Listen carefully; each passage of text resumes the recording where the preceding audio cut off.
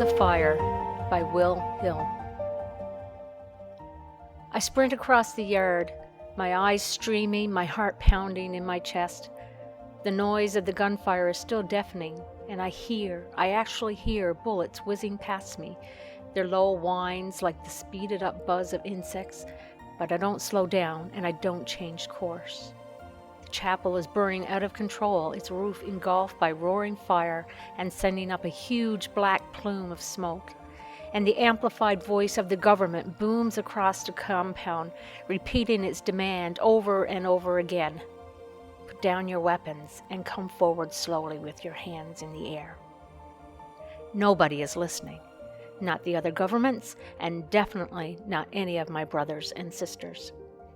In the distance, back near the front gate, the tank rumbles forward, crushing the flimsy wire fence and churning the desert floor. Somewhere, over the engines and the endless rattle of gunfire, I can hear screams of pain and pleading shouts for help, but I force myself to ignore them and keep going. My gaze is fixed on the wooden cabins at the western edge of the base. I trip over something. My feet tangle and I go sprawling onto the cracked blacktop of the yard. Pain crunches through me as my shoulder hits the ground, but I grit my teeth and get back on my feet and look to see what I fell over. Alice is lying on her back, her hands clutching her stomach. Her shirt has turned red and she's lying in a pool of blood that seems too big to have come all out of one person. She's still alive, though. Her eyes are dim, but they find mine, and she looks at me with an expression I can't describe. There's pain there, a lot of pain, and shock, and fear, and something that looks like confusion, like she wants to know how things ever came to this. I hold her gaze. I want to stay with her to tell her it's all right and that she's going to be okay. But it isn't all right. Nothing is, and I don't know very much about bullet wounds, but I don't think she's going to be okay. I'm pretty sure she's going to die.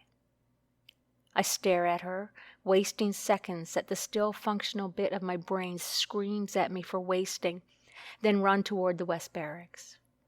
Alice's eyes widen as I start to turn away, but I don't see anger in them. I think she understands what I have to do. That's what I tell myself, at least. A figure emerges from the swirling smoke, and I skid to a halt, my hands raised. But it isn't one of the governments with their black helmets and goggles and guns. It's Amos, his eyes red and puffy, one arm limp at his side, a pistol trembling in his good hand. "Where's Father John?" he asks, his voice hoarse and torn. "Have you seen him?" I shake my head and try to circle around him, but he grabs my arm and pulls me close. "Where is he? Where's the prophet?" he rasps. "I don't know," I scream, because the tank has reached the yard and the gunfire is heavier than ever, and the fire is leaping from building to building faster than I can follow. I push Amos as hard as I can, and he stumbles backward. He swings the pistol at me, but I'm already moving. I hear shots behind me, but none of them find their target before I plunge into the smoke. It's instantly hard to breathe. I clamp one of my hands over my mouth and nose, but the thick, bitter smoke slips between my fingers, and I start to cough. I see my fallen brothers and sisters all around me as I run, dark shapes I stagger left and right to avoid. A few are moving, dragging themselves across the ground or twitching and spasming like they're having a fit, but most of them aren't. Most of them are still. The West Barracks appear in front of me, their walls and flat roofs wreathed in acrid smoke. The gunfire is constant behind me, and with so many bullets flying through the air, it feels like a matter of time until the inevitable happens. As long as I unlock the cabins first, I don't care. I really don't. I stumble out of the worst of the smoke and toward the nearest cabin, fumbling the skeleton key out of my pocket. I grab the padlock hanging from the door, and there's a sizzling sound. I don't understand what has happened until pain explodes through me and I wrench my hand away. Most of my palm stays stuck to the metal lock. I fall to my knees, clutching my ruined left hand against my stomach, and a scream that doesn't sound human bursts out of my mouth. It's overwhelming, the pain. It feels like someone has pushed my hand into a jar of acid and is holding it there.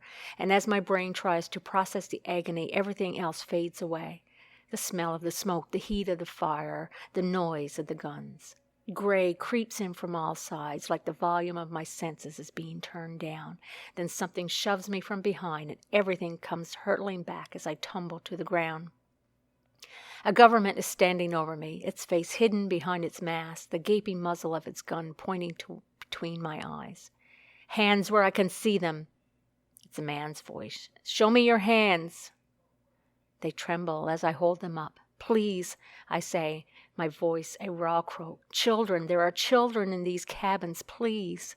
Shut up, he yells, not another word. Please, I repeat, in the cabins you have to help them. The government glances at the buildings. My head is spinning and my stomach is churning, and I feel like I'm going to pass out from the pain screaming in my hand.